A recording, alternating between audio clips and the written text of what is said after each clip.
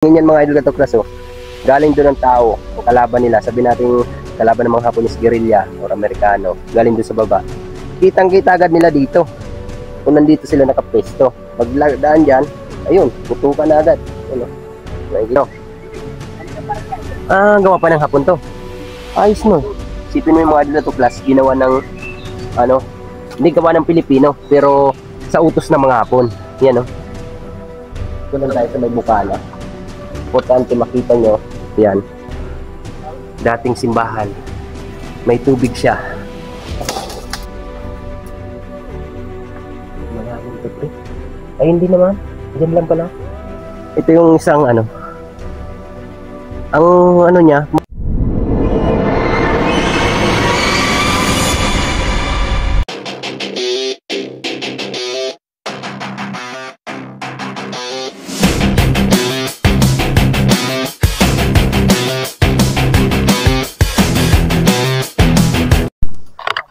yun mga idol katoklas. So pangalawang pagbabalik natin dito sa Cuenca, Batangas, at pupuntahan natin, wow, yung mga gawa ng Pilipino rin ang gumawa, pero mga alipin ng Hapon, yung mga World War tunnel dito sa Cuenca na talagang nagsilbi mga tirahan nila noon nung panahon ng digmaang Hapon. Makita nyo mga idol katoklas, napakaganda. Iharap natin yung camera. Yan o. Ito yung isang niya, may butas siya pa ganun siguro hinukayan to. Ginawa na siguro tong treasure Kita nyo mga idol katoklas hindi hinukayan yan. Adobe. Kita mo yung adobe ng yan bato, adobe. Bato to eh.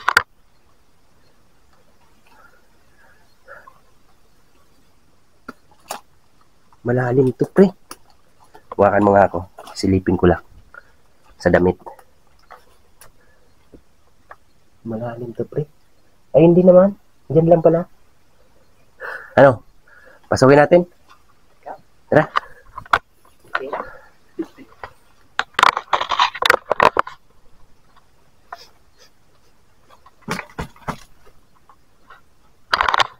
Mahina naman yung ilaw natin.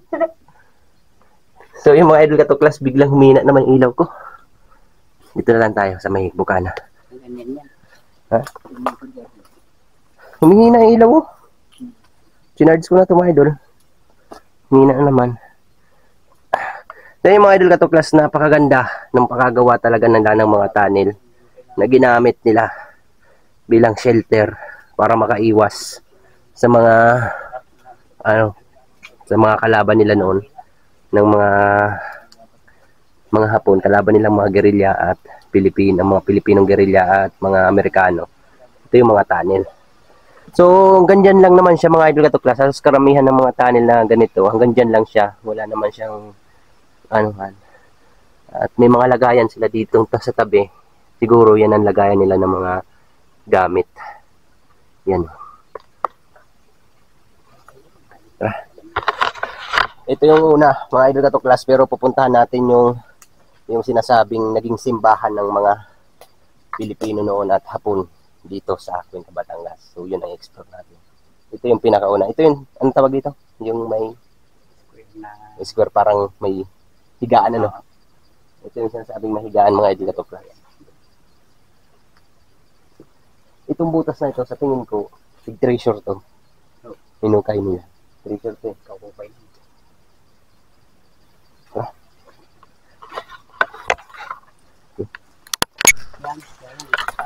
Meron din dito ang mga idol katoklas tunnel na merong lagusan. May labasan to sa kabila. Yan mga idol katoklas, nakita ko sa inyo. Maliit tong tunnel, napapasok sa loob, nakasya lang yung tao na may lagusan daw to sa kabila.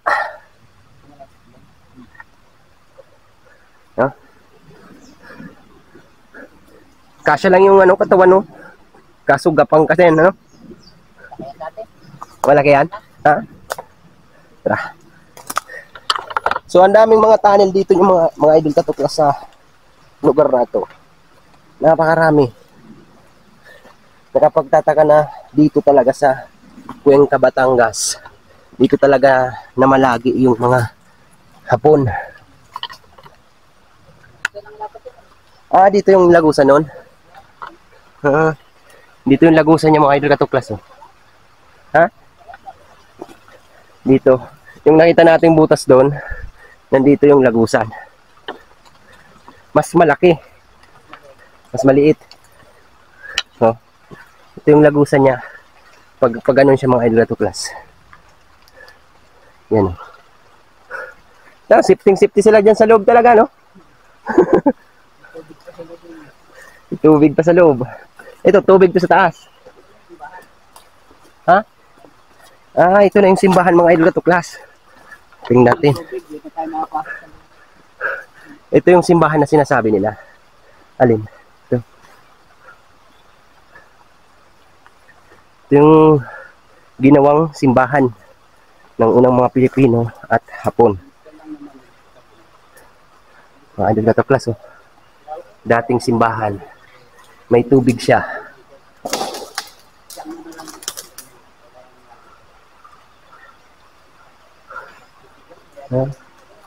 Ganda mga idol katuklas, oh. Biya po. Noon mga panahon siguro mga idol katuklas, ito yung pinakamalaking ginawa nilang tunnel na sinasabi ng mga residente rito. Ito yung simbahan. At dun nga sa nadaanan natin, may lagusan yung dalawang kuweba. Yung iko ng buhis natin. May tubig siya may idol, mga hanggang dito sa tuhod. Yung hindi na natin pasukon, yung babasa tayo. Ito lang tayo sa may bukana. Importante makita nyo, yan, ang loob. Ba? May mga puno siya, oh. Ito safety to, siguro sa pagguho kasi, ano siya, oh. Huh?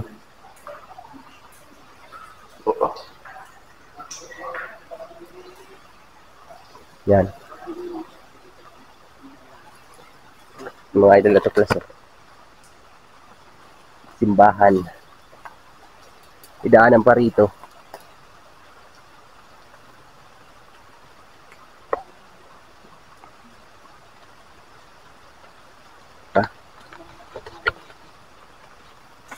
Dati siguro nililigo ka dyan, ano?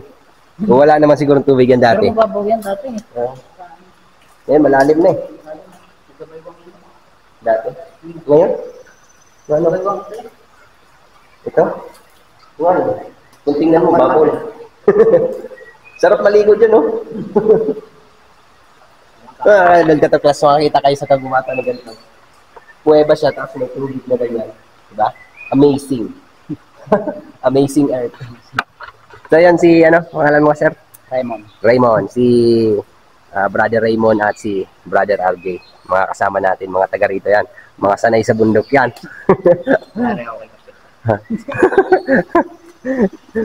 Yari kanina? Hindi naman yun. Hindi naman tayo pumasok eh. Dito lang tayo sa bukana. Tingnan natin doon. Ano lang dyan, tubig na ipapunta dyan. Nilagyan nito para magpunta dito. Tapos may tangke doon. Lupit, no? Pero gawa na lang mga tao yan dito. Kanina pa rin yan. Gawa pa ng hapon to. Ayos, no? Sipin mo yung mga idol na to class, ginawa ng, hindi gawa ng Pilipino, pero sa utos ng mga hapon. Yan, no? May gatla siya. Daanan mismo talaga ng tubig. Na pagkukuhanan nila ng inumin. Diba? Mga idol na to class, makita nyo. Mga idol. Diba?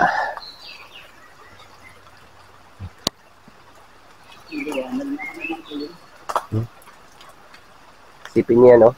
Ginawan talaga mismo nila ng gatla. Yan ang daanan.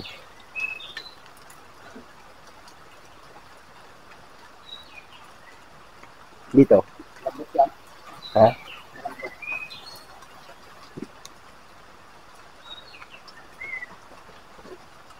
Baka kumuno ito eh. Lahat yan.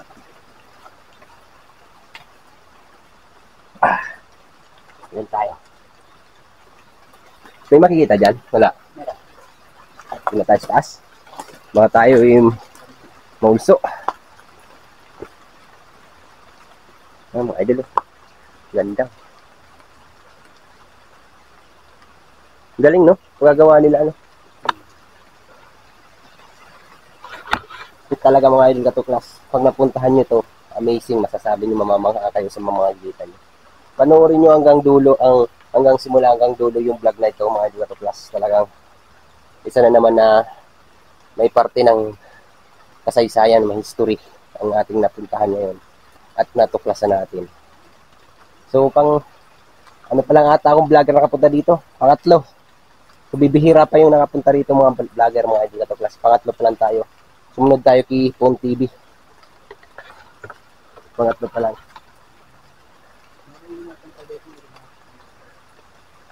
Ba mga idol katuklas, oh. Pahingahan siguro nila ito noon, ano. Tapos pag may kalaban sa baba. Ang lupit ng pagkagawa nila, isipin mo, bangin yan mga idol katuklas, oh. Galing doon ang tao, ang kalaban nila, sabi natin kalaban ng mga Hapones guerrilla or Amerikano, galing doon sa baba. Kitang-kita agad nila dito. Kung nandito sila nakapwesto. Magdaan dyan, ayun, putukan na agad. Yun, oh. Nakikita nyo dyan, oh.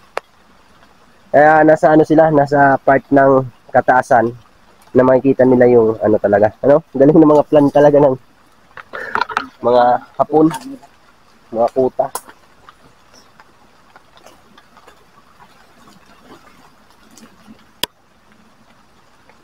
Yun mga idol katuklas, maulan, inabot na kami ng ulan. Nandito kami sa kagubatan ng Mount Makulot.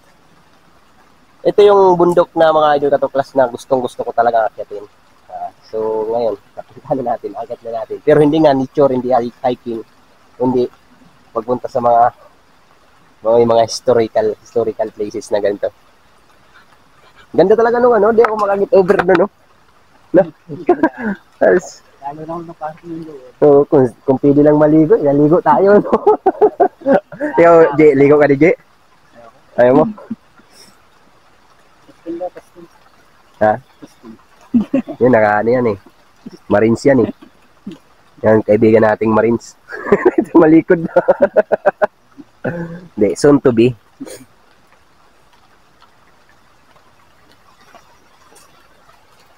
Yung idol na to plus, oh. Napakasulit talaga dito. Meron pa, iba. Meron pa. Ano pa yung alam mo dito? Panay yung ano din eh. Alin? Yung din yung sinasabi ko eh. Yung Yung mababaw lang siya pero malawak yung loob sana kaya lang sabaw na ng bato. Kalaking batong tumagi. maliban dito, meron pa dyan. Wala na din. Dito lang talaga.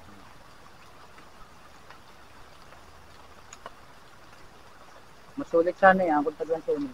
Oo nga, no? Kain pa sana tayo. So yung mga idol ka to class, at least nakita nyo yung sinasabing dating simbahan. Napakasulit talaga. Ngayon may tubig na. Napakalinis pa ng tubig. Sarap maligo. Yun mga idol ka to class, hanggang sa susunod na ating pupuntahan na may mga parte ng kasaysayan at mamamangha kayo. Abang-abang lang kayo sa ating mga upload na video. Bye-bye. Ito yung epekto ng mga idol ka to class.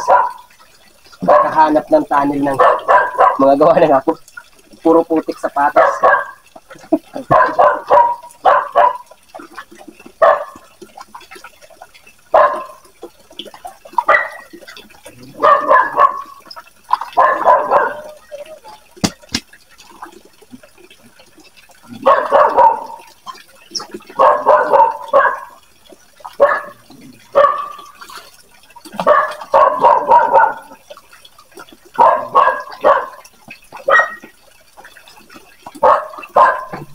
Ngayon yung mga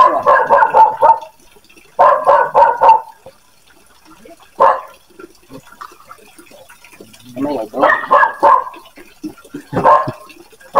Ang mga idol ka to class.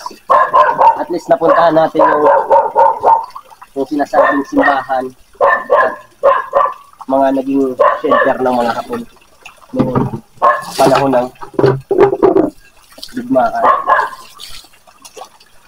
So, panoorin nyo mga idol ka to class, sobrang grabe yung explore.